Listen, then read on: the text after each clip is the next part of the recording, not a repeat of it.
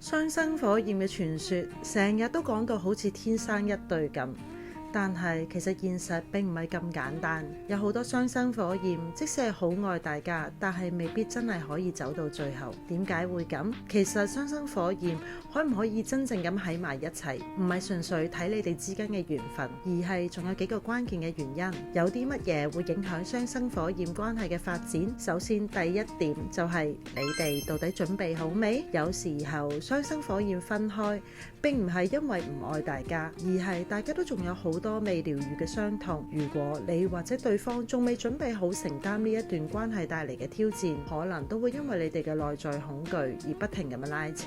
第二點就係你哋到底係真心相愛，定係只係投射對方嚟補足自己？雙生火焰關係就好似一塊鏡咁樣，但係最容易出現嘅就係投射，即係話你中意嘅可能並唔係真正嘅對方，而係你希望佢滿足你心裏面想要嘅一啲嘢。如果雙方都帶住呢一種投射嚟經營關係，咁樣係好難維持長久嘅穩定㗎。第三點就係你哋係一齊前進，定係互相拉扯？雙生火焰唔應該係一場痛苦嘅消耗，而係一場共同成長嘅旅程。